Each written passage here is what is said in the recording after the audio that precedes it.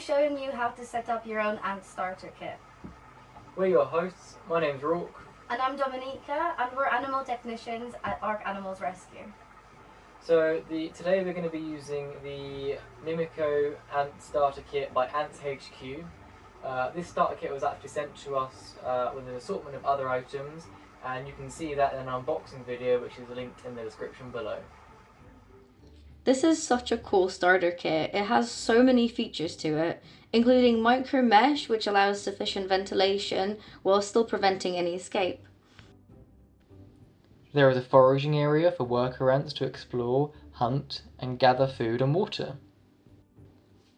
There's internal lights with multiple light switches, so you can view your ants farming through the tunnels.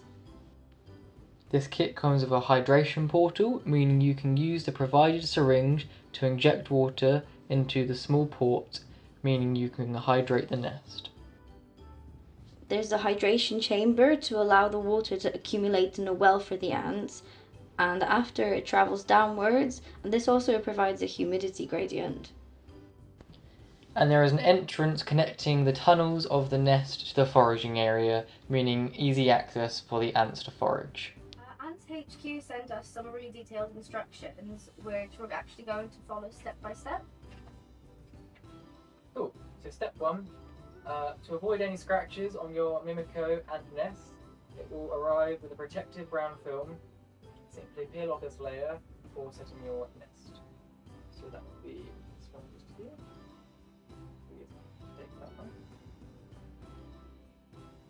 With the screen just here. It's now time to create a comfortable home for your little empire. Let's carefully assemble lid and ensure mesh is tightly fitted. So this will be the lid. And I will grab the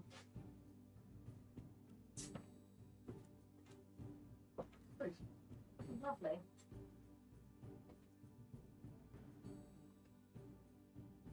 So this is the actual lid of the enclosure.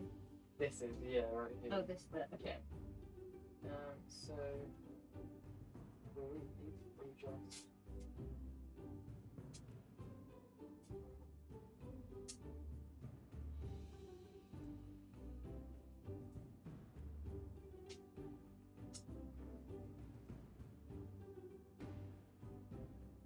So this is the lid. It's all bolted together and it makes it completely secure. Yeah, because they are quite small, you wouldn't want them to escape through the top. That's why you always got to buy specific ant enclosure rather than just trying to make one yourself, unless you really know what you're doing. I love the fact you can get starter kits like this because it means that you can't really go wrong with it. And it seems pretty straightforward to assemble. Yeah. The fact it comes with step-by-step instructions is ideal. Yeah, absolutely. It's the last one. Okay. Next step is attach foraging area to nesting area via magnets. So this is the nesting area, and you've got the foraging area just there. Okay. So there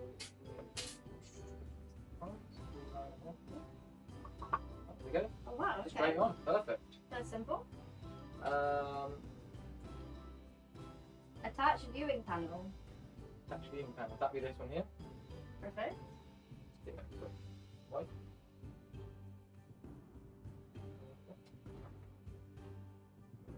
There we go. It's the viewing panel on. That's completely airtight, completely secure, so there's no way they're going to stick out the sides. Using syringe provided, fill up hydration chamber with water until water droplet just rises above mesh. So we've got water here. They actually provide us with some water for this one, but it does come with a syringe that you can use for when you need to top up at a later date. So everything you can see on the table actually came with the starter kit. There wasn't any of the other items we were sent. This all came together. So where does it take you to? This bit here. Fill up hydration chamber with water. and it actually gives you a little diagram in the back. This bit here. Yeah, that's the bit in the bottom.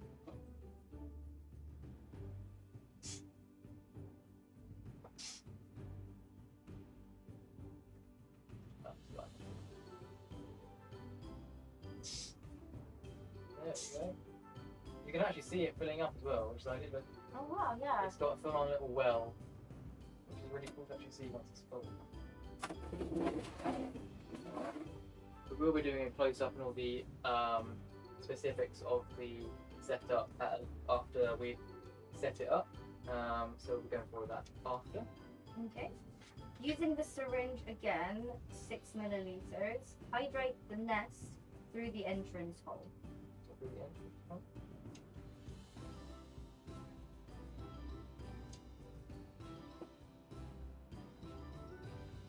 Cool. So now I've actually followed the instructions correctly. We've taken the brown film, as it instructed, off of the cover and put the mesh into place. So that obviously sits happily on there. And the next step is to introduce the ants to our nest. But what we are going to do is we are going to make sure that all of the exits are plugged with the plug just here.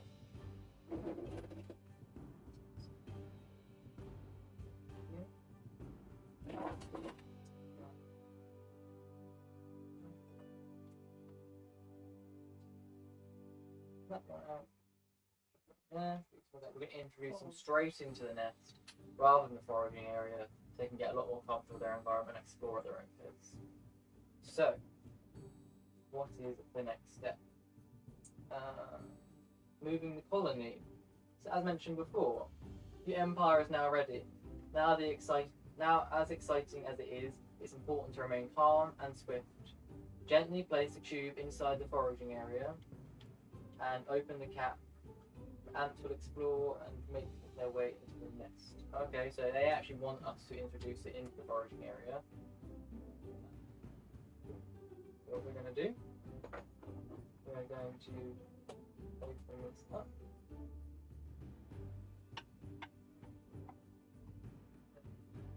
Off they go. Off they go, they're already exploring, look at that!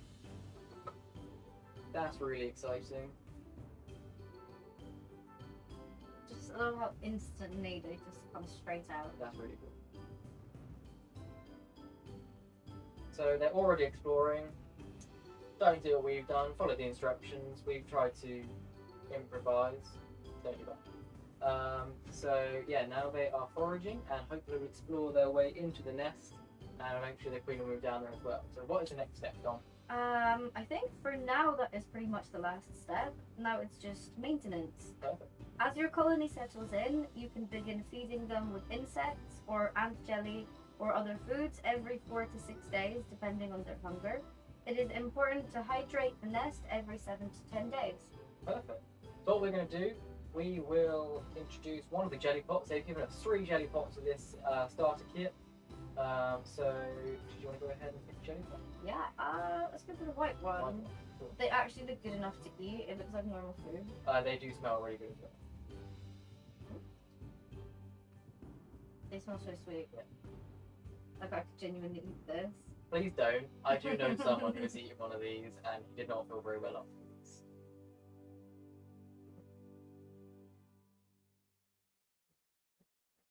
There. Let them do their own thing and find their way around. Cool. So obviously we've already added the water. As Don mentioned, we only do it every few days. Food is in there. They've also got food in their own tube. Oh, and the queen is actually coming out. She's out. Oh wow. And she was almost straight into the nest. Oh, she just gave some food to one of the ants. Oh, that's the eggs. Is it? Oh, is that an egg? There she goes, straight in there.